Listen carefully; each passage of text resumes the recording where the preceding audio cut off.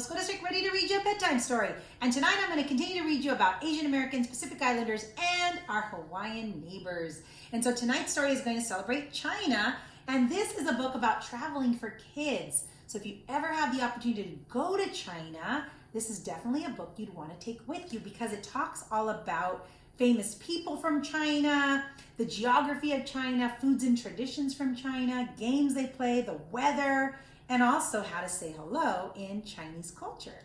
So pretty cool. So don't forget this book called China, Travel for Kids, if you ever have an opportunity to go to China. But I'm going to read you a few pages here tonight so we continue to learn and grow in the respect for all the other cultures around the world. So thanks for being here. Hola comunidad de Greenfield, soy Superintendente Galván, aquí con ustedes leyendo otra historia para la hora de dormir y voy a leer de China y este libro es para niños. Si ustedes tienen la oportunidad de ir al país de China, este es el libro para ustedes porque aquí adentro dice de la geografía, dice de las comidas, de personas famosas que vinieron de China, de los animalitos, de la historia, del clima, del dinero y de cómo decir algunas palabras en la idioma de China. So, qué bonito, ¿verdad? Este libro es lo que vamos a leer esta noche. So, gracias por estar aquí conmigo con este mes cuando celebramos las personas de Asia. Okay, so here we go. Let me see what I can teach you about China. So here's the table of contents. You see the geography, you see the animals, you see the people, the foods, and everything to do with their culture. And this on the front is what the Chinese country looks like. That's the shape of it. So it's quite large, and there's different regions in it. Just like America, we have different regions, just like Mexico has different regions.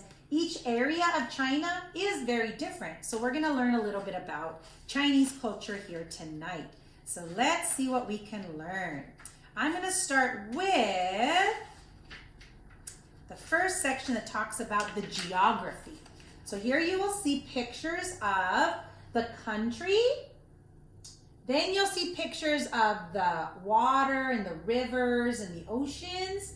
And on the very top, you're gonna see a very large city in China that looks different from the country. So just like us here in Greenfield, we live in a very rural community, so we have a lot of fields around us, but not in Los Angeles. Los Angeles looks more like that, but we're all in California, so it is very different in China as well. So let's read a little bit about China.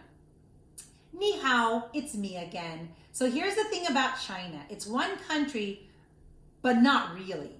It's more like a lot of little countries all squished together. The People's Republic of China, that's China's full name, is the fourth biggest country in the whole world. But it's made of 23 provinces that are also different to each other, and they're basically like different places. People from different provinces don't even speak the same language. But I guess it's a little bit like the United States of America. In America, there are 50 states, and while they all speak English, those places can be very different from one another too.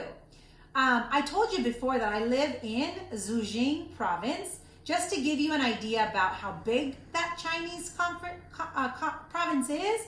Zhejiang has 11 prefectures, 90 counties, and 1,570 townships. And a township is like a city, kind of like Greenfield. The population of the province that I come from is 57 million people. Whoa. How does that compare to where you live? I bet Zhejiang is bigger than where you're from. It totally is. And a fun fact. The province with the biggest population is called Guangdong. Over 100 million people live there. And another fun fact. Aside from Beijing, the fourth great ancient capital of China includes Xi'an, Nanjing, and Luoyang. The longest river is not only in China, but it's also the longest river in all of Asia, and it's called the Yangtze, Zhengyang in Chinese, which is over 6,000 kilometers long. Some people say that the map of China looks like a chicken with that Yangtze River as the wing. Oh yeah, right here. Right there. So there's that river. Interesting. So geography-wise, very, very diverse. All right, let's talk about the weather in China. So there's a map of China, and look at the different colors. That signifies different weather. And on this side, look at it looks like a desert. You wouldn't imagine China to have such sandy terrain, but let's find out why. Okay, phew, it's hot today, he says. What's the weather like where you live? Do you know that the weather in China can be really extreme? The hottest weather we've ever had in China was in 2017, and it was 122.9 degrees Fahrenheit. But not in all of China, just in a place called Turpan in Zhejiang. The Turpan Depression is one of the hottest, driest places on Earth. The coldest weather ever recorded in China happened in 2009, and that was minus 72 degrees Fahrenheit, which is freezing cold. So, if you compare the hottest and the coldest places and the whole planet, it's probably going to be in China. If you look at the average temperature map for all of China, you can see how big the country is and how different the temperatures are. So you'll see how hot it is down here. It's almost like a desert, which is this. And then the blue on the top is really, really cold, where it freezes and snows. How about that? Wow. Very interesting. Okay, let me tell you now about some famous people that come from China, because that is probably something very interesting to you. So let me go to the last part, because that's where I saw the famous people pop out of this book. Major cities and attractions. No. Let's see here. I know I saw famous people. All right, here we go. Boys and girls, you might not know this person, but your parents will, and your grandparents, and that is Bruce Lee. He was a very famous boxer. So let's see. Do you know many famous people from China around the world? People recognize celebrities from places like America, but it's not common to be familiar with celebrities in other cultures. If you had to list some famous Chinese people, I think you'd probably mention some of these names. This guy must have become a successful actor, but he had some help in regard because his father was in the acting business. Bruce is Bruce Lee, and he's known for all time. He was an amazing martial artist. And there you have him right there in the middle. A lot of movies and famous Chinese people remember Bruce Lee. Fun fact, Bruce Lee also had a daughter named Shannon Lee, who is also an actress.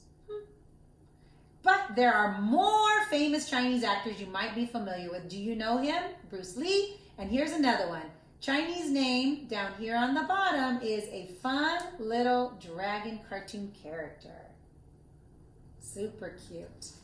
All right, let's see. One more famous person if we can find back here. Let's see. A famous Chinese actor who is still alive today is Jackie Chan. He is super funny. I know you've seen him in movies too. Very funny man. His Chinese name is Chang Kang Sang, and he was born in Hong Kong. When Jackie Chan was a boy, his nickname was Pow Pow, which means cannonball, because he was so energetic and always running everywhere. Jackie Chan is really famous and has been one of the most highly paid actors in all of Hollywood. And this Chinese woman here, let me see if I can find her name. The only other famous people that this author can think of that he really admires was Mama. Said that they became a feminist when she was in England, and she always tries to be an example to inspire women. So actually knowing her as a Chinese woman, and her name was they called her Mama. And that's her right there. And this on this page is the Emperor's Castle in China. And I know you remember in some of the Disney movies, the Emperor wears new clothes.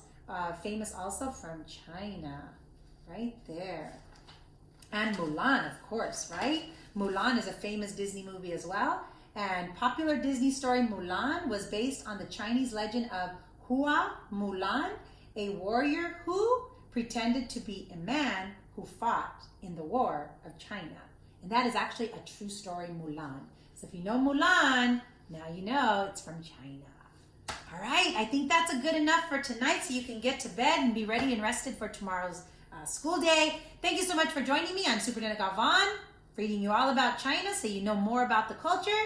And I am sending a great big bear hug from our family to yours.